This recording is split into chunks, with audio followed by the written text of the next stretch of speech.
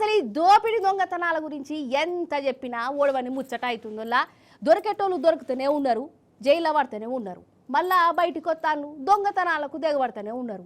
అరే దొంగతనాలు చేస్తే శిక్షలు పడతాయి, జనంలో ఇజ్జత్ పోతుందన్న సోయ కూడా ఉండలేదు. అగో మళ్ళా కొందరు దొంగలు వచ్చిరు, వాళ్ళు చూపించిన కళాపోషణ ఏందో చూడురి మీరు కూడా. నిజం చెప్తున్నా, ఈ దొంగల గురించి చెప్పి నా నోరే ఖరాబ్ అయింది. కానీ ఈ దొంగతనాలు మాత్రం తగ్గుతలే. వల్ల ఎన్నని చెప్పాలి, ఎంతగానమని చెప్పాలో. ఆగో ఈ హైదరాబాద్ బండ్లగూడ దగ్గరనొల్ల ఈ దొంగోళ్ళ ఏషం చూడు, మంచిగా ముఖానికి బందోబస్తుగా ముసుగు కప్పుకున్నారు. ఒక స్టార్ వేర్ ఇంటికి వచ్చిర్రు, అటు ఇటు తిరుగుతురు, గోడ దూకిర్రు, బంగారం ఎత్తుకుపోయారు. ఇలా కాలకు జట్టలు బుట్ట 30 తులాల బంగారం మాయం చేసిరట. 30 తులాలంటే తులానికి ₹1,00,000 వేసుకున్న 30 తులాలు. ఒక్క దెబ్బకు 30 లక్షలు పోయినట్టు.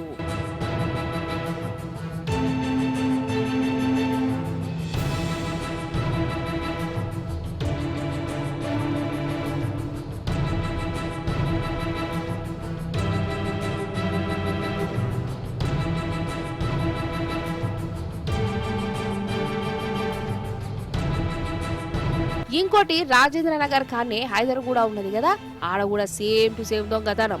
ఆ అపార్ట్మెంట్ 4వ అంతస్తులకు పోయి ఇళ్లను లూటీ చేసిరు. 13 తులాల బంగారం పోయిందట. ఈ ఇల్లు గల్లోలు ఊరికి పోయి వచ్చే వరకల్లా ఇంటేషం గిట్లయింది. కాదు, దొంగలు 4వ అంతస్తు దాకా పోతుంటే కిందున్నోళ్ళు, పక్క పొంటున్నోళ్ళు, బయట కావాలి చేసేటోళ్ళు ఏం చేస్తాను కావచ్చు. ఒక్కొక్కలకు సంబంధం ఉండదా? ఎవడెత్తాడు ఎవడు పోతాను గివేం చూసుకోరా కథ గాని.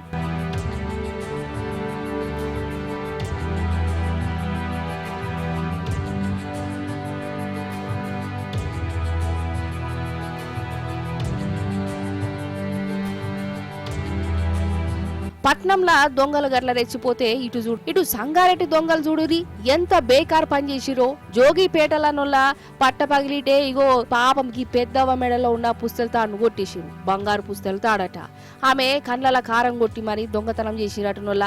పాపం ఈ పెద్దవకు చేతులు ముఖం కూడా గీర్కపోయింది చూడు. అసలు ఏమైందమ్మా, ఎట్లచ్చిరు దొంగలు? గోళీలు వేసుకుంటూ కూర్చున్న లోపట వచ్చిండు, తీసుకొని వచ్చిండు. ఎవరయ్యా మీరు ఇంట్లోకి వస్తున్నారు, ఎవరయ్యా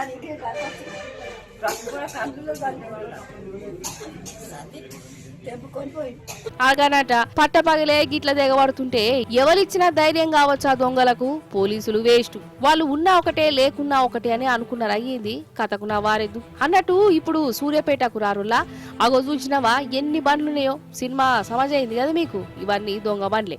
అమ్మతోడు చెప్తున్నా, గిన్నిగనం బండ్లు అసలు షోరూములల్లా ఉంటాయా ఉండవో నాకు తెలియదు గాని, అయితే ఇగో ఈ ఇద్దరు దొంగల బండి కనబడితే చాలు వాటిని మాయం చేసేదాకా నిద్రపోరట. మరి తాళం ఎట్లా తీస్తారంటే అదే వాళ్ళ కాడున్న కళాపోషణ. ఇట్లా బొచ్చడు బైకులను కొట్టేసిరు, వాళ్ళకు నచ్చిన తీర్లా తిరుగుతారు. అటెంకా సెకండ్ హ్యాండ్ కో లేకుంటే పాత ఇనుప సామానులకు అమ్ముకుంటారట.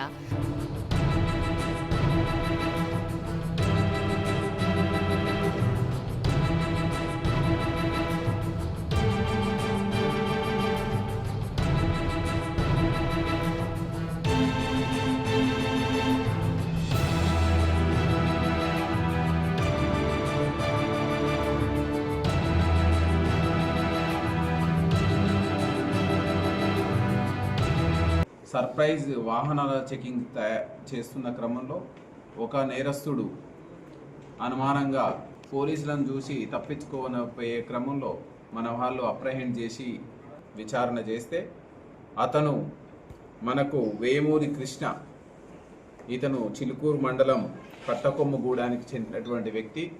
దాదాపుగా 150 కేసులలో ఇన్వాల్వ్ అయి నేరాలు చేయడం, నేరాలను ఒప్పుకోవడం, మళ్ళీ వెంటనే బయటికి వచ్చి ఈ బైక్ దొంగతనాలు చేయడం అలవాటుగా పెట్టుకున్నాడు.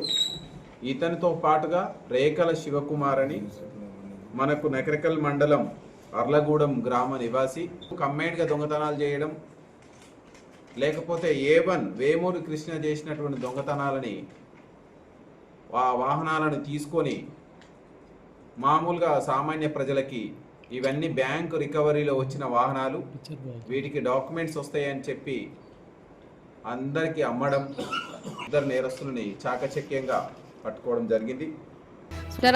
దొంగలు ఎట్లా మోపైతురో, పట్టపగలిటి లేదు, నడ్యాన్ రాత్రి లేదు, పోలీసులు భయం లేదు, జనం చూస్తారని ఇజ్జత్ కూడా లేదు. మనల్ని ఎవర్రా ఆపేది అనుకుంటా 24 గంటలు దొంగతనాల మీదనే దిగబడుతురు.